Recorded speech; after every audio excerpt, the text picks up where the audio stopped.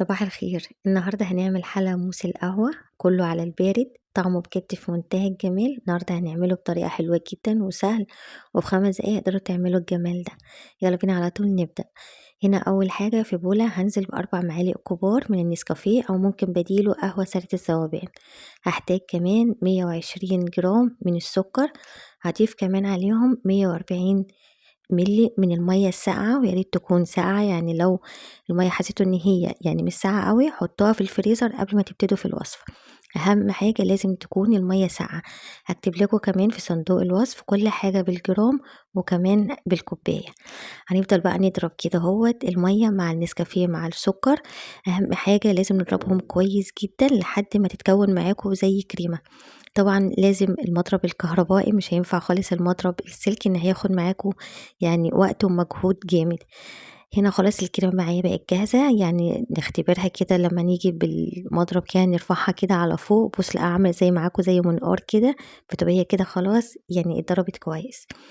في بولة بقى هحتاج 250 ملي من الكريمة الخفق الحلويات، او ممكن كمان بديلها الكريم شانتيه، يعني زي ما انتوا عايزين. بس انا في معظم حلوياتي بحب دايما استخدم اللي هي كريمة الخفق الحلويات.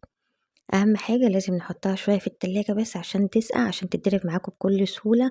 وما تبالغوش قوي في الضرب علشان طبعا ما تفسلش معاكم وتتحول معاكم لزبدة. طبعا يا لو مش عايزين تحطوا الكريمة الخفق زي ما قلت لكم، ممكن تستبدلوها بالكريم شانتيه، الاتنين هيديكوا نفس النتيجة. هبتدي بقى ان انا اضيف كريمة الخفق الحلويات مع الكريمة النسكافيه. هنقلبهم كده هوت لحد ما الاتنين يختلطوا ببعض ويبقوا يعني ياخدوا من نفس الطعم. هبتدي بقى ان انا انزل شوية بشوية كده واقلب، بس اهم حاجة يعني بالراحة خالص وانتوا بتقلبوا كده، علشان على الاقل تحافظوا على شوية الهواء اللي احنا يعني دخلناهم في الكريمة وفي كريمة القهوة. بالراحة كده هنبتدي نقلب من تحت لفوق لحد ما الاتنين يختلطوا ببعض كويس. هنا انا كنت بقلب بالراحة خالص، يعني علشان برضو احافظ زي ما قلت لكم ان يعني الكريمة تفضل كده محتفظة بنفسها، ان هي ما ترجعش تسيل معايا. بس انا كنت مجرية الشريط شوية علشان ما اطولش عليكم. هنا جبت الكيس اللي هو كيس الحلواني اللي هنستخدمه دايما في الحلويات.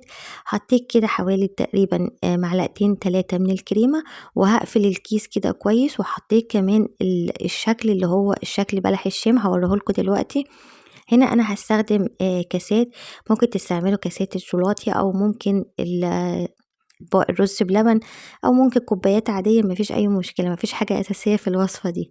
وكمان حطيت الشكل زي ما قلت لكم اللي هو الشكل بتاع بلح الشام، هيدي شكل جمالي حلو جدا في الطبق.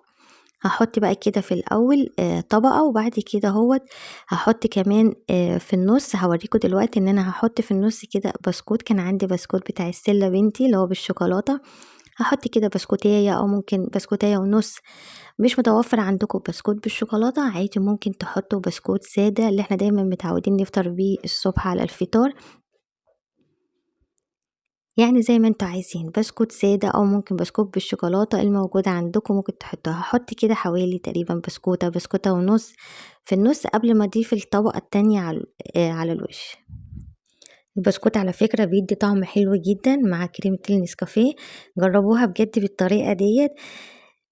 هنا كملت كده كل الكوبايات اللي معايا بنفس الطريقة، وبعد كده هرجع تاني اضيف طبقة تاني من كريمة النسكافيه كده على الوش بنفس الطريقة. هنا كمان يعني الكريمة فاضت كمان معايا، كان يعني عملت معايا كمان كوباية تاني، يعني بقوا 4 كوبايات. نفس الطريقة، شايفين بقى شكلها حلو ازاي. هنا بقى معايا قطعة كده من الشوكولاتة، ممكن شوكولاتة اللي هي الشوكولاتة الخام اللي هي الدارك، او ممكن شوكولاتة بالحليب لو موجودة عندكم. اي حاجة ممكن تعملوها. هنقطعها كده، هنكسرها كده حتت يعني صغيرة، هنفتفتها كده بالسكينة. او ممكن كمان لو ما عندكوش شوكولاتة ممكن تاخدوا كده بسكوت او بسكوتين تطحنوهم كده يعني طحن ناعم خالص، وتضيفوهم على الوش بنفس الطريقة. وبس كده كده خلصنا وصفة النهاردة. بجد احلى موس قهوة ممكن تعملوه، طعمه بجد في منتهى الجمال.